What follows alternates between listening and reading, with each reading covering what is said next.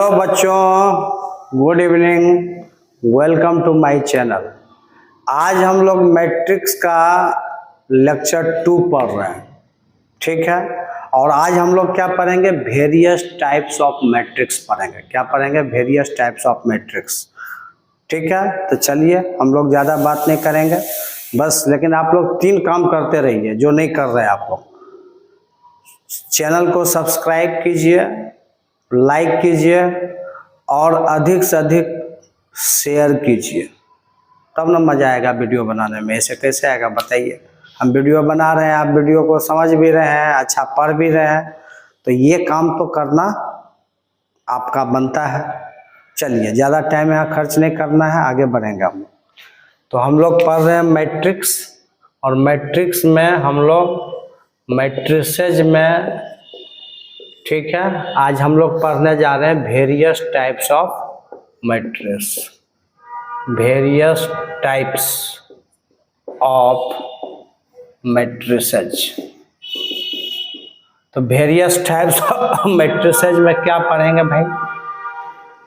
Number 1, पहला matrix है row matrix. हम लोग किसको बोलते हैं? रो मैट्रिक्स क्या है? रो मैट्रिक्स नाम है। वैसे मैट्रिक्स को रो मैट्रिक्स बोलते हैं जिसमें एक ही रो होता है, कितना कॉलम है इससे मतलब नहीं है। वैसे मैट्रिक्स जिसमें एक रो हो उसको हम लोग बोलते हैं रो मैट्रिक्स। मतलब इंग्लिश में क्या बोलेंगे? A matrix having only one row. क्या लिख सकते हैं? लिखना जरूरी है। A matrix having only one row, जिसमें सिर्फ एक रो रहेगा, इज कॉल्ड या इज नोन एज, हम उसको रो मैट्रिक्स बोलेंगे। बहुत आसान है, ये सब लैंग्वेज बहुत लिखने की जरूरत नहीं है। मेन चीज इसका क्या है? छाली जिसको कहते हैं। छाली खाइए, देखिए क्या है छाली इसका। छाली ये है, फैक्ट्स जो इसका है, A11, A12, A13, थोड़ा स्टैंडर्ड फॉर्म में लिखना सीखेंगे, और डॉट डॉट A1n। अगर इस मैट्रिक्स का हम बात करें तो सिर्फ एक ही रो इसमें नजर आ रहा है। पहला रो पहला कॉलम, पहला रो दूसरा कॉलम, पहला रो तीसरा कॉलम, है ना, और पहला रो एनवा कॉलम। तो कॉलम तो इसमें बहुत है, एन कॉलम है। मतलब डॉट डॉट का मतलब A14, A15, A16 चल रहा है। हजारों हजार कॉलम हो सकता है, लेकिन रो एक ही रहेगा, तो उसको हम लोग रो मैट्रिक्स बोलेंगे। तो इसको 1 into n ऑर्डर बोलेंगे, 1 into n ऑर्डर। एग्जाम्पल भी रो मैट्रिक्स का दें। A अगर हम 2, 8, 7, 6, 4 ऐसे लिख दी, इसमें एक ही रो है, रो एक ही है, कॉलम कितना है? 1, 2, 3, 4, 5, ये 1 into 5 ऑर्डर का हो गया मैट्रिक्स। तो ये आपका रो मैट्रिक्स है। साथ साथ हम लोग दूसरे तरफ समझ लेते हैं कॉलम मैट्रिक्स क्या है। दूसरा है आपका कॉलम मैट्रिक्स। किसको बोलते हैं कॉलम मैट्रिक्स? ये matrix having only one column, जिसमें सिर्फ एक कॉलम होगा। एकदम आराम से समझेंगे, ठीक है। हाँ, a matrix having only one column, a matrix having only one column, a matrix having only one column, जिसमें सिर्फ एक ही कॉलम होगा, इज कॉल्ड कॉलम मैट्रिक्स कहलाएगा। और column matrix A that is, main ये चीज है। ये सेंटेंस बहुत बड़ा चीज नहीं है, सेंटेंस हमको नहीं चाहिए, आप लोग को नहीं चाहिए, मैथमेटिकल समझना जरूरी है। A एक ही कॉलम होगा, जैसे A11, A21, रो बदल रहा है, रो आपका बदल रहा है, रो इसमें बहुत सारे हैं, इसमें m रो है लेकिन कॉलम एक ही है। इसमें पहला रो, दूसरा रो, तीसरा रो, m रो, माने बीच में चौथा पांचवा सब है, लेकिन कॉलम देखते हैं, कॉलम एक ही, पहला कॉलम में ही चल रहा है सर, वर्टिकल एक ही है। तो ये आपका कॉलम मैट्रिक्स हो गया, इसको नोट कर लीजिए।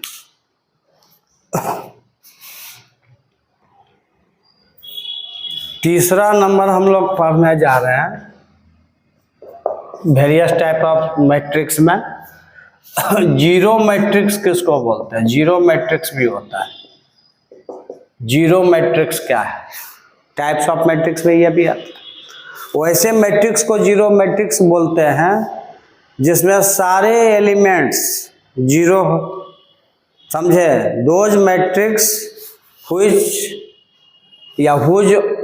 एलिमेंट्स आर जीरो, जिसका सारा एलिमेंट जीरो हो, ठीक है? तो जीरो मैट्रिक्स हम लोग किसको बोलते हैं?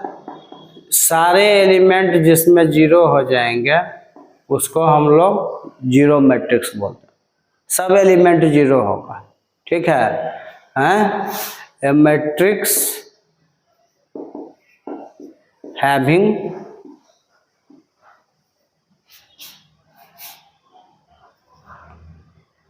a matrix having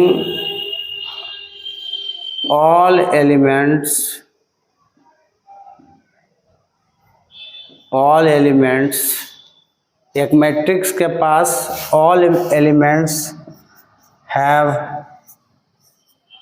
zero। a matrix having all elements are zero, R लिखेंगे, R जीरो। वैसे मैट्रिक्स को हम लोग बोलेंगे a matrix having all elements are zero. सारे एलिमेंट्स क्या होंगे? जीरो होंगे, उसको जीरो मैट्रिक्स बोलते। That's all. अब हम लोग पढ़ेंगे नेक्स्ट चौथा नंबर,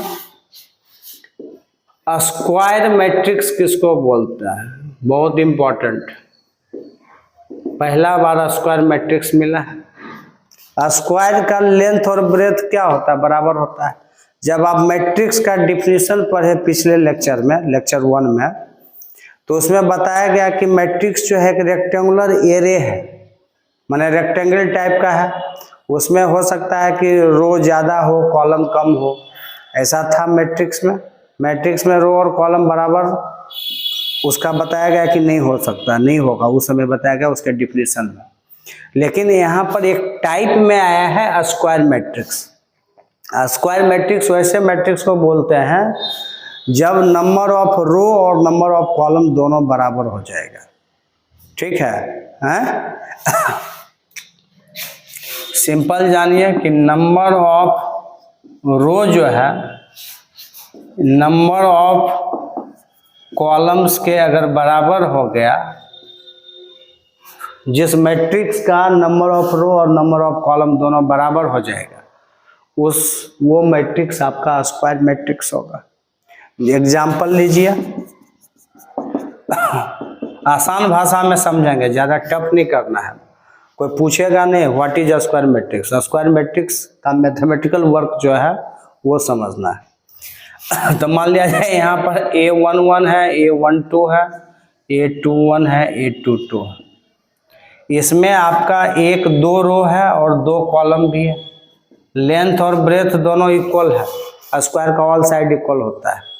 तो इसमें दो रो भी है और दो कॉलम भी है, इसलिए ये 2 × 2 ऑर्डर का है। जितना रो का ऑर्डर है उतना कॉलम का ऑर्डर है। तो number of row number of column दोनों बराबर है, इसको हम लोग स्क्वायर मैट्रिक्स बोलते हैं।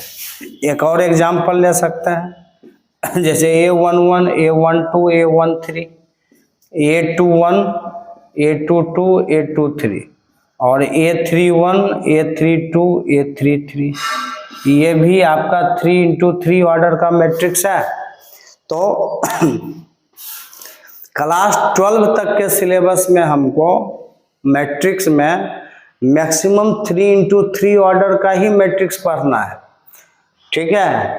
3 × 3 ऑर्डर का ही मैट्रिक्स पढ़ना, उससे ज़्यादा नहीं पढ़ने की ज़रूरत है। सिलेबस में उतना ही है। तो 3 रो इसमें है और 3 कॉलम है, तो ये भी स्क्वायर मैट्रिक्स का एग्जांपल है। समझ गया? नोट कर लीजिए।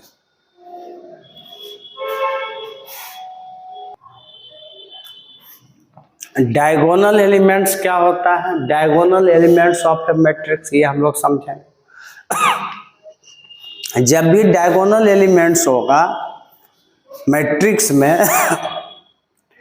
तो स्क्वायर मैट्रिक्स में ही होगा। और स्क्वायर मैट्रिक्स का आप पहले समझ चुके हो कि रो और कॉलम दोनों बराबर होता है। तो डायगोनल ऑफ एलिमेंट्स जो पॉसिबल है वो सिर्फ स्क्वायर मैट्रिक्स में पॉसिबल है। तो मान लिया जाए कोई मैट्रिक्स को आप लिखते हो ना यहाँ पर A इक्वल टू AIJ मान लो जाए, और ये इसमें रो और कॉलम बता रहा है सारे एलिमेंट्स को, और ये m इंटू n ऑर्डर का है। लेकिन अगर नंबर ऑफ m और n दोनों अगर बराबर होगा, m इक्वल टू n होगा, मतलब number of row equal to number of column, तो ये स्क्वायर मैट्रिक्स होता है। और स्क्वायर मैट्रिक्स में ही diagonal elements of a matrix possible है। m और n बराबर होना चाहिए। तो जरा देखिए एक एग्जांपल जरा समझो। देखो a इक्वल टू मान लो यहाँ पर है A11 A12 A21 A22, ठीक, छोटा कर देता है। ये एक स्क्वायर मैट्रिक्स है जो 2 इंटू 2 ऑर्डर का है, और जो डायगोनल का एलिमेंट होता है उसका रो और कॉलम का जो प्लेस होना चाहिए वो बराबर होना चाहिए। रो कॉलम ये भी 1 1 ये 2 2। तो ये जो है आपका A11 और A22 2 इंटू 2 ऑर्डर के मैट्रिक्स में A11 और A22 जो है ये आपका डायगोनल एलिमेंट्स है।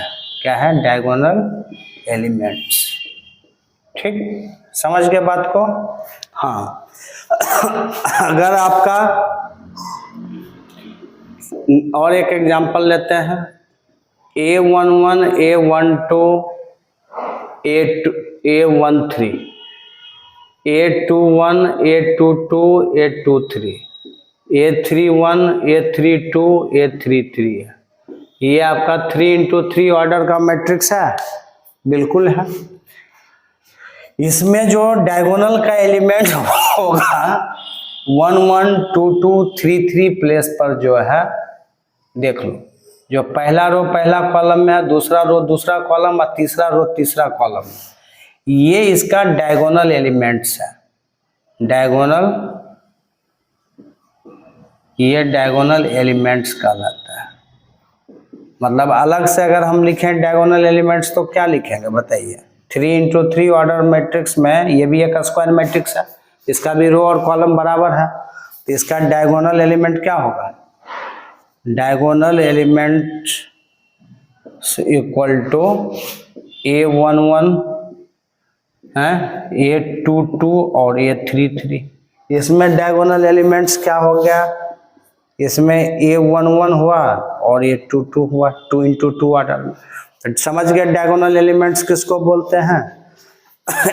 एक एग्जांपल यहाँ लेते हैं, जैसे A इक्वल टू यहाँ पर मैंने लिखा 2 5 8 7 है, 2 इंटू 2 ऑर्डर का मैट्रिक्स है।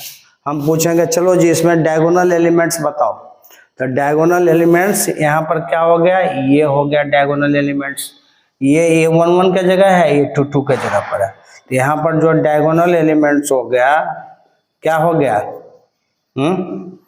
डायगोनल एलिमेंट्स इक्वल टू 2 हो गया और 7 हो गया, A11 और ये 22। वैसे ही 3 इंटू 3 ऑर्डर का भी होगा। समझ गया? नोट कर लीजिए diagonal elements.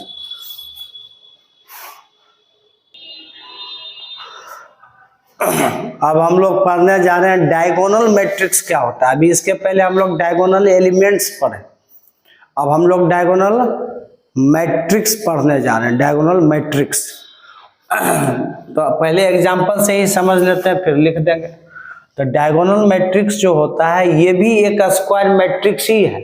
Diagonal matrix is a square matrix, ठीक है, और जिसके नॉन डायगोनल एलिमेंट 0 होते हैं। समझेंगे?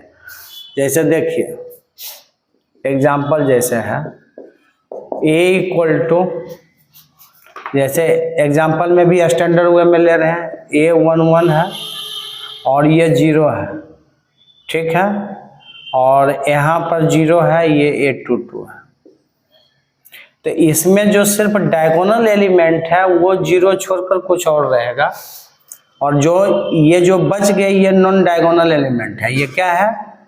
डायगोनल एलिमेंट है, ये डायगोनल एलिमेंट हो गया। तो डायगोनल एलिमेंट्स छोड़कर बाकी जो एलिमेंट बचा वो 0 होना चाहिए, तभी इसको हम डायगोनल मैट्रिक्स बोलेंगे। तो ये 2 × 2 ऑर्डर का डायगोनल मैट्रिक्स है। और देते हैं A = अगर आपका है A11 0 0 0 A22 0 फिर 0 0 A33, देखिए ये 3 × 3 ऑर्डर का डायगोनल मैट्रिक्स, मतलब डायगोनल मैट्रिक्स में सिर्फ डायगोनल का एलिमेंट 0 छोड़ के कुछ और नजर आएगा। 0 भी नजर आ सकता है, लेकिन सब तीनों का तीनों 0 नहीं होगा। हो सकता है 2 को 0 हो, 1 को नहीं हो, ऐसा पॉसिबिलिटी बन सकता है, लेकिन तीनों 0 नहीं हो जाएगा। डायगोनल एलिमेंट्स एक साथ तीनों 0 नहीं होगा, लेकिन बाकी जो रेस्ट एलिमेंट्स हैं वो 0 एक साथ होगा। तो ये आपके यहाँ पर जो है ये डायगोनल एलिमेंट्स हैं, A11 A22 A33। Diagonal elements को छोड़कर बाकी जो एलिमेंट्स हैं, ठीक है, डायगोनल एलिमेंट को छोड़कर बाकी एलिमेंट क्या नजर आ रहा है? 0 0 0 नजर आ रहा है। तो बाकी जो इसमें एलिमेंट्स हैं इसको नॉन डायगोनल एलिमेंट बोलते हैं। क्या बोलते हैं? Non diagonal element. ये तीनों 0 नॉन डायगोनल है, ये तीनों 0 नॉन डायगोनल है, माने डायगोनल एलिमेंट छोड़ के जो बचा उसको बोलेंगे नॉन डायगोनल एलिमेंट। इसमें भी ये दोनों 0 नॉन डायगोनल है, ये डायगोनल एलिमेंट में आ गया, ये दोनों नॉन डायगोनल एलिमेंट। तो 2 × 2 ऑर्डर का डायगोनल मैट्रिक्स ये हो गया, और ये 3 × 3 ऑर्डर का डायगोनल मैट्रिक्स हो गया। तो क्या इसको हम लोग लिख सकते हैं? लिख सकते हैं इसको a square matrix in which every non diagonal elements is 0, ठीक है। इसको नोट कर लीजिए।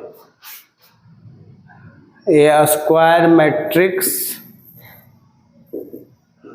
वैसे एक स्क्वायर मैट्रिक्स होता है, ए स्क्वायर मैट्रिक्स इन विच लिखेंगे a square matrix in which every non diagonal elements, in which every non diagonal element is 0। अगर ये नहीं भी याद है तो कोई दिक्कत नहीं है, आप इन बातों को समझ गए, हो गया। A square matrix in which every non diagonal, वैसे स्क्वायर मैट्रिक्स को डायगोनल मैट्रिक्स बोलेंगे जिसका नॉन डायगोनल एलिमेंट्स क्या होगा? एवरी नॉन डायगोनल एलिमेंट 0 हो जाएगा। नॉन डायगोनल, डायगोनल छोड़कर जो बचा वो नॉन डायगोनल हो गया। और एग्जांपल दे दें आपको, जैसे A = मैंने कोई डिजिट में लिया 5 0 0 8, देखिए सिर्फ डायगोनल का एलिमेंट नजर आ रहा है, नॉन डायगोनल वाला 0 है। या और एग्जांपल लीजिए, मैट्रिक्स B = 2 0 0 0 5 0 0 0 -7।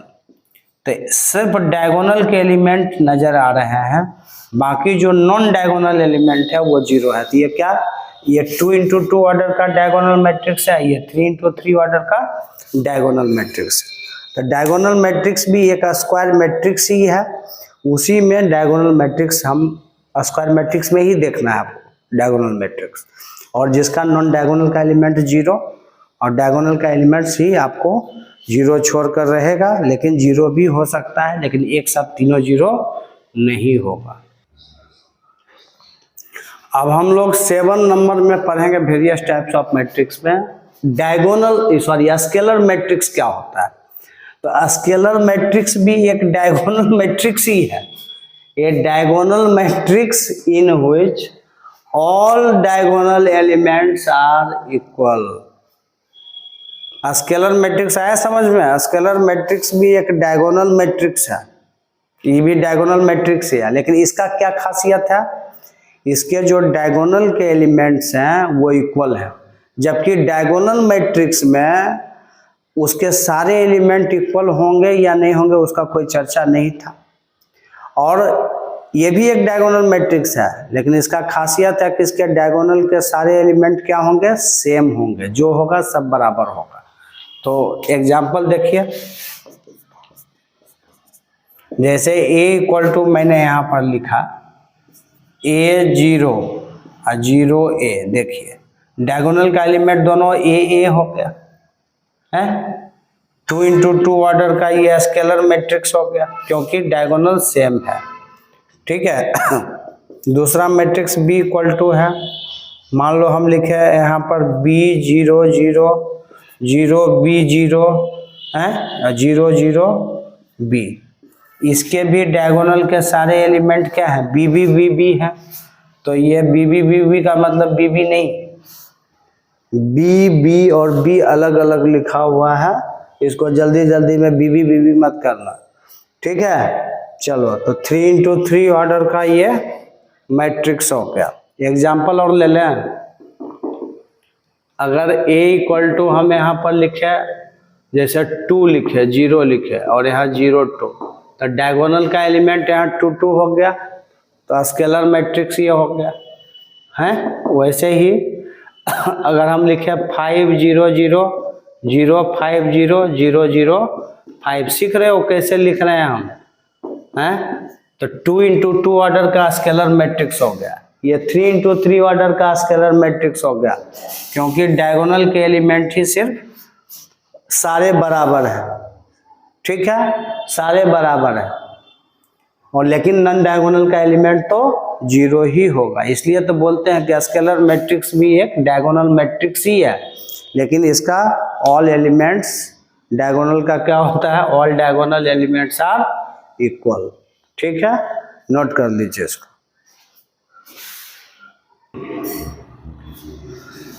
देखिए बहुत ही ये इम्पोर्टेंट है, क्वेश्चन बनाने में यूनिट मैट्रिक्स का बहुत यूज होता है। यूनिट मैट्रिक्स, या इसको हम आइडेंटिटी मैट्रिक्स के नाम से भी जानते हैं। यूनिट मैट्रिक्स का दूसरा नाम क्या है? आइडेंटिटी भी बोलते हैं, आइडेंटिटी मैट्रिक्स,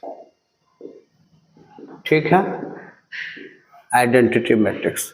तो कहता है कि ये डायगोनल मैट्रिक्स, ये भी एक डायगोनल मैट्रिक्स है। और डायगोनल मैट्रिक्स क्या है ये आपको पता है? इन which every diagonal element is 1, ठीक है। इसके डायगोनल के जो एलिमेंट होंगे वो सब एवरी डायगोनल एलिमेंट इज 1, ठीक है। और ये भी एक डायगोनल मैट्रिक्स है। तो इसको हम लोग डिफरेंट काइंड्स का डिफिनेशन होता है, इसको हम एक स्केलर मैट्रिक्स भी बोल सकते थे। स्केलर मैट्रिक्स का सारा एलिमेंट बराबर होता है, लेकिन 1 नहीं सब होता है, इसमें सब 1 है, ये भी एक स्केलर मैट्रिक्स है। लेकिन खासियत यूनिट इसका नाम क्यों पड़ा? क्योंकि इसके डायगोनल के जो एलिमेंट हैं 1 है। तो आप एग्जांपल ले सकते हो, यूनिट मैट्रिक्स को जनरली हम लोग आई से डिनोट करते हैं। तो आई इक्वल टू 1 0 0 1, ये डायगोनल का एलिमेंट देख रहे हैं 1 1 है, तो ये 2 इंटू 2 ऑर्डर का आइडेंटिटी मैट्रिक्स हो गया। इसको लोग I2 भी बोलता है, क्यों? क्योंकि 2 इंटू 2 ऑर्डर का है तो I2 लिख दिया। अगर हम यहाँ पर I3 लिख दिए, इसका मतलब 3 इंटू 3 ऑर्डर का आपको यूनिट मैट्रिक्स लेना है। और यूनिटी मैट्रिक्स ही ऐसा है जिसको हम I से डिनोट करते हैं, बाकी ABCD से कर रहे थे। तो 3 इंटू 3 ऑर्डर का 1 1 1 डायगोनल के जगह पर डाल दो, बाकी जगह पर 0 0 0 0 भर देना है। नॉन डायगोनल के जगह पर क्या करना है? 0 0 डालना है। सारे नॉन डायगोनल एलिमेंट 0, सारे नॉन डायगोनल एलिमेंट 0, सिर्फ डायगोनल का एलिमेंट 1 है। तो 3 इंटू 3 ऑर्डर का ये क्या हो गया? यूनिट मैट्रिक्स हो गया। तो ये यूनिट मैट्रिक्स को रिप्रेजेंट इस तरीके से करते हैं। जब आप मैट्रिक्स का मल्टीप्लिकेशन पढ़ेंगे या एडिशन पढ़ेंगे ठीक है, और वहाँ पर आ गया जोड़ने के लिए, तो कभी कभी क्या होता है कि अपने मन से आइडेंटिटी मैट्रिक्स कंसीडर करते हैं, यूनिट मैट्रिक्स कंसीडर करना पड़ता है। आएगा क्वेश्चन तो समझ जाएंगे आप, इसका बहुत यूज है, बहुत यूजफुल है ये। ठीक है, नोट कर लीजिए इसको।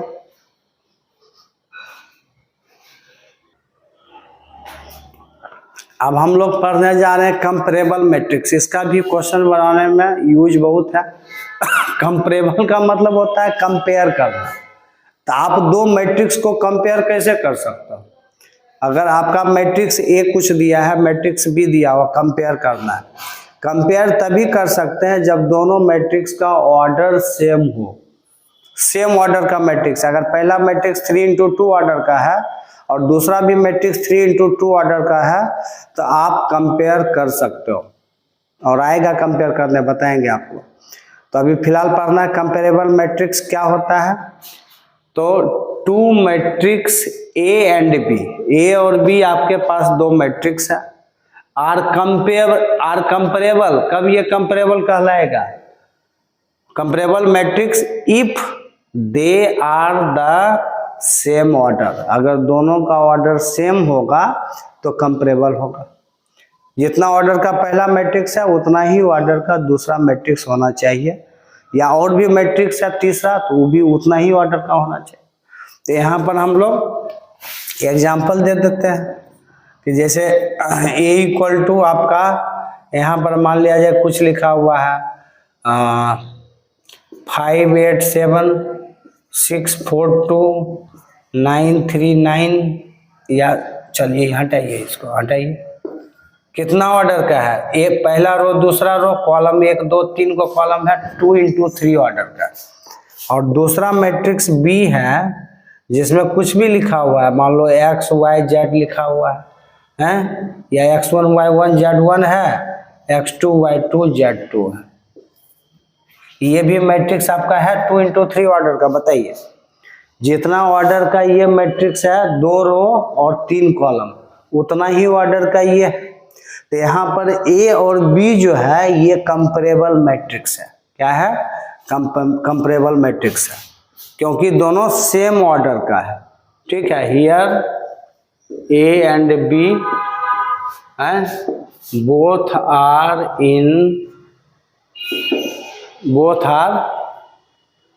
इन सेम ऑर्डर। सेम ऑर्डर का मतलब दोनों कितना ऑर्डर का है? 2×3 ऑर्डर का है। So A and B are comparable matrix. ठीक है, दोनों सेम ऑर्डर का है, इसलिए दोनों 2×3 ऑर्डर का है, इसलिए ये कंपेरेबल होगा। नोट कर लीजिए इसको। इक्वल मैट्रिक्स, ये वेरियस टाइप्स ऑफ मैट्रिक्स का अभी फिलहाल हम लोग बेसिकली लास्ट पढ़ने जा रहे हैं। इसके बाद हम लोग इक्वल मैट्रिक्स के ऊपर क्वेश्चन बनाएंगे, फिर ऑपरेशन ऑफ मैट्रिक्स पढ़ना है हमको। ठीक है, चलिए। तो इक्वल मैट्रिक्स जो आपका है, इसका क्या कंडीशन हम लोग कंसीडर कर लेते हैं। कंसीडर करते हैं, कंसीडर किए A and B are two matrices. ये दो मैट्रिसेज हम लोग कंसीडर कर लें। तो ये दोनों मैट्रिक्स जो है कब होगा आपका इक्वल मैट्रिक्स? पहला, दोनों अगर सेम ऑर्डर का है। आप कंपेरेबल मैट्रिक्स अभी पढ़े हो, वहाँ भी सेम ऑर्डर का दोनों होना चाहिए, तभी हम कंपेरेबल बोल सकते हैं। तो वहाँ सा था कि सिर्फ सेम ऑर्डर का होगा। और इक्वल मैट्रिक्स का क्या कहना है? सेम ऑर्डर होना चाहिए, पहला कंडीशन, और दूसरा कॉरस्पॉन्डिंग एलिमेंट्स आर इक्वल। मतलब पहला मैट्रिक्स का फर्स्ट रो फर्स्ट कॉलम का जो एलिमेंट है, तो दूसरा मैट्रिक्स का भी जो फर्स्ट रो फर्स्ट कॉलम का एलिमेंट है वो बराबर होना चाहिए। एलिमेंट भी कॉरस्पॉन्डिंग इक्वल होना चाहिए। कंपेरेबल में ऐसा नहीं था। कंपेरेबल में क्या था कि सिर्फ सेम ऑर्डर का होना चाहिए।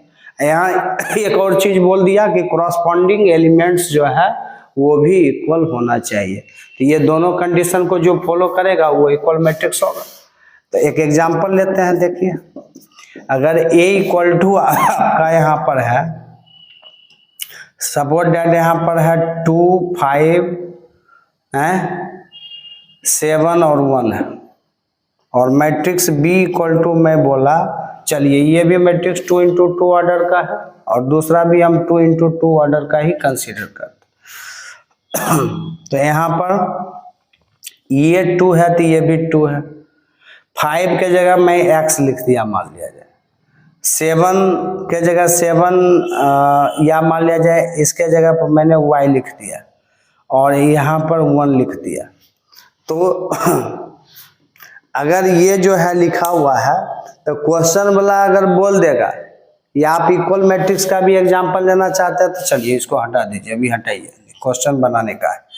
तो मान लिया जाए यहाँ पर 7 है, यहाँ पर 5 है, तो दोनों का ऑर्डर भी सेम है और ऑर्डर सेम के साथ कॉरस्पॉन्डिंग एलिमेंट्स भी इक्वल है, 2 2 5 5 7 7 1 1, ये दोनों इक्वल मैट्रिक्स कहलाएगा। यहाँ पर matrix A equal to matrix B हम लोग लिखेंगे, दोनों मैट्रिक्स एक दूसरे के बराबर है और कॉरस्पॉन्डिंग एलिमेंट्स भी A11 A12 A21 A22 भी बराबर है।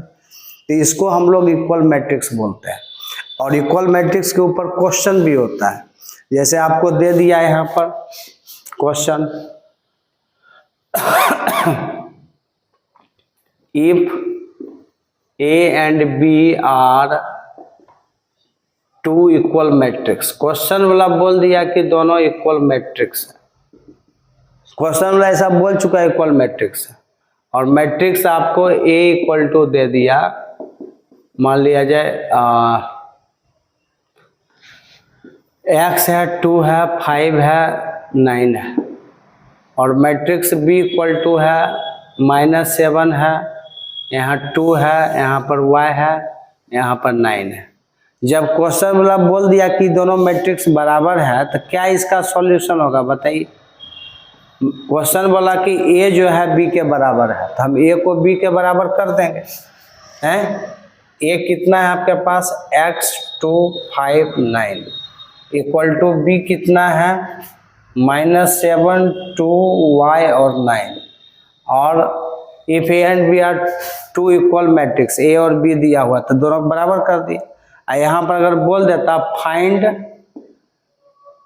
x एंड y, अगर ऐसा बोल दिया तो बस इक्वल भी बोल दिया और x y निकालने बोल रहा है, इक्वल बोला तो मैं दोनों को इक्वल कर दिया, दोनों सेम ऑर्डर में था। तो अब हम लोग क्या करेंगे, एक्स वाई का वैल्यू कैसे निकालेंगे, फर्स्ट और फर्स्ट कॉलम का जगह है, ये भी फर्स्ट और फर्स्ट कॉलम के जगह पर है, तो कंपेयर करेंगे। यहाँ पर x इक्वल टू -7 हो गया और यहाँ पर हमको y भी चाहिए, तो ये किसके जगह पर है, इसका कॉरस्पॉन्डिंग कौन है 5, तो y इक्वल टू 5 हो गया, एक्स वाई का वैल्यू मिल गया। इस पर और अच्छे अच्छे क्वेश्चन हम लोग नेक्स्ट क्लास में बनाएंगे। आपका टाइप्स ऑफ मैट्रिक्स खत्म हो गया, ठीक है। और ये टॉपिक आपका क्लास 12 का जिसको बोर्ड का एग्जाम देना है उसके लिए बहुत ही इम्पोर्टेंट है। ये मैट्रिक्स का दूसरा लेक्चर था, आप यहाँ तक पहला लेक्चर देखेंगे, फिर ये दूसरा देखेंगे और इसके आगे हम लोग पढ़ेंगे ऑपरेशन ऑफ मैट्रिक्स, ठीक है। ओके बाय, ठीक है, चलिए।